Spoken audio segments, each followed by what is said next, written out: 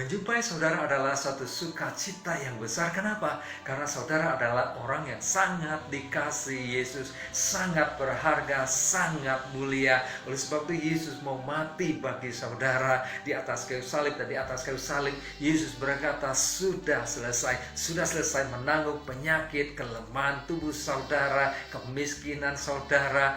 Dan oleh sebab itu saudara menjadi orang yang sudah diberkati. Dan pada saat Yesus pada saat saudara percaya kepada Yesus sebagai Tuhan dan Juru Selamat, saudara menjadi orang yang sudah diberkati. Tetapi jangan puas hanya sampai di situ. Itu baru awal, itu baru permulaan. Saudara harus mengambil satu keputusan yang tegas untuk menumbuhkan iman saudara, untuk mengembangkan iman saudara, sehingga bertumbuh menjadi iman yang besar, yang kuat, sehingga kita menjadi pribadi-pribadi yang berkualitas di dalam kehidupan kita. Dan hari ini saya akan melanjutkan pelajaran kita tentang bagaimana agar iman kita dapat bertumbuh. Yang pertama, kita sudah belajar agar iman kita dapat bertumbuh, kita harus memberi makan iman kita dengan firman Allah. Bagaimana caranya? Dengan merenungkan firman Tuhan. Apa artinya merenungkan firman Allah? Yaitu memikirkan firman Allah, memperkatakan firman Allah kepada diri kita sendiri. Nah, pertanyaannya adalah, apa sih dampaknya kita memikirkan firman Allah, kita memperkatakan firman Allah kepada diri kita sendiri?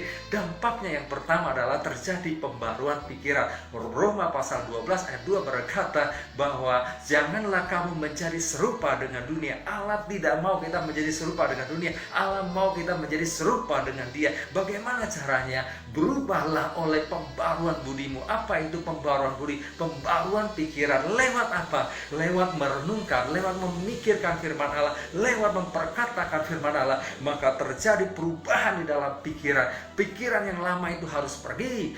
Pikiran yang lama yang tidak sesuai dengan kehendak Allah harus keluar dari hidup kita. Kita isi dengan pikiran yang sesuai dengan firman Allah, dan kita tahu kehendak Allah. Ketika kita tahu kehendak Allah dan kita melakukannya, maka kita akan menjadi pribadi yang berkualitas. Oleh sebab itu kita harus memikirkan firman Allah setiap hari dan memperkatakannya dan melakukannya. Dampaknya apa? Dampaknya terjadi perubahan pikiran. Dan ingat, apa yang kita pikirkan itu yang akan kita katakan. Apa yang kita katakan itu yang akan kita lakukan. Apa yang kita lakukan dalam kehidupan keseharian kita akan membentuk karakter kita, akan membentuk karakter yang baik dalam kita, sehingga kita menjadi orang yang memiliki kualitas, kita menjadi orang yang excellent, kita menjadi orang yang bermutu tinggi. Ada banyak orang hebat, ada banyak orang pintar yang hari-hari ini menunggu untuk diperiksa oleh KPK. Kenapa? Karena dia pintar tetapi tidak memiliki karakter, tidak memiliki kualitas karakter yang baik. Harusnya ketika akhirnya harus berurusan dengan KPK. Tetapi kalau saudara memperbarui pikiran saudara, itu akan menghasilkan karakter yang baik dalam kehidupan saudara. Jadi memikirkan, memperkatakan firman Allah dan melakukannya akan membentuk karakter yang baik, kualitas yang baik. Aristoteles, seorang filsuf Yunani, berkata bahwa manusia unggul. Yang pertama, dia unggul di dalam cara berpikir. Yang kedua, dia unggul di dalam karakter. Dan Allah mau saudara menjadi orang yang unggul di dalam cara berpikir, sehingga saudara tahu kehendak Allah. Kemudian lewat pikiran saudara, kemudian pikiran itu nanti akan membentuk karakter yang baik dalam kehidupan saudara. Jadi yang pertama, kita belajar bahwa dampak dari memikirkan firman Tuhan bukan hanya memperbarui pikiran kita saja, tetapi kita tahu kehendak Allah dan kita melakukannya, sehingga kita menjadi pribadi yang berkualitas tinggi dalam kehidupan kita. Dan yang kedua, supaya kita bertindak hati-hati. Di dalam Yosua 1 ayat 8 berkata bahwa Tuhan menyuruh Yosua untuk apa? Merenungkan firman Allah itu setiap hari, siang dan malam. Supaya apa? Supaya bisa bertindak hati-hati. Ada banyak orang hari-hari ini tidak bertindak hati-hati, sembrono, akhirnya menimbulkan masalah, hidupnya jadi tidak bahagia. Tetapi kalau kita bertindak hati-hati,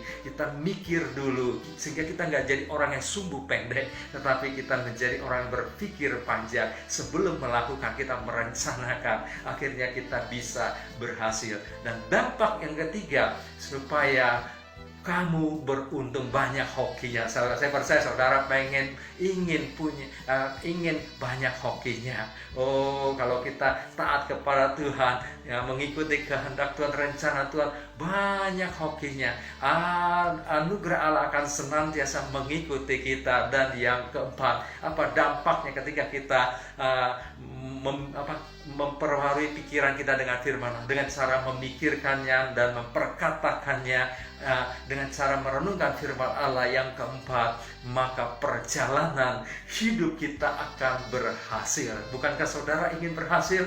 Ayo merenungkan firman Allah, pikirkan firman Allah, perkatakan firman Allah, lakukan firman Allah, maka perjalanan hidup saudara akan berhasil. Siapa Yosua? Orang yang berhasil, pemimpin yang berhasil. Kenapa dia berhasil? Karena dia memikirkan firman Allah, dia memperkatakan firman Allah, dia melakukannya, dia menghasilkan iman yang besar di dalam dirinya. Waktu dia diperintahkan oleh Tuhan membawa bangsa Israel untuk masuk ke tanah perjanjian. Di tanah perjanjian itu dia harus berhadapan dengan raksasa, tetapi dia yakin, dia percaya kalau Allah sudah berjanji, dia pasti menepatinya dan dia pasti masuk ke tanah perjanjian. Sementara yang lain yang tidak percaya harus mati di padang gurun, tetapi Yosua masuk ke tanah perjanjian. Oleh sebab itu, kalau saudara ingin berhasil, perjalanan hidupmu berhasil, ayo renungkan firman Allah, pikirkan, perkatakan, lakukan. Sampai berjumpa dalam program berikutnya. Tuhan Yesus memberkati Anda.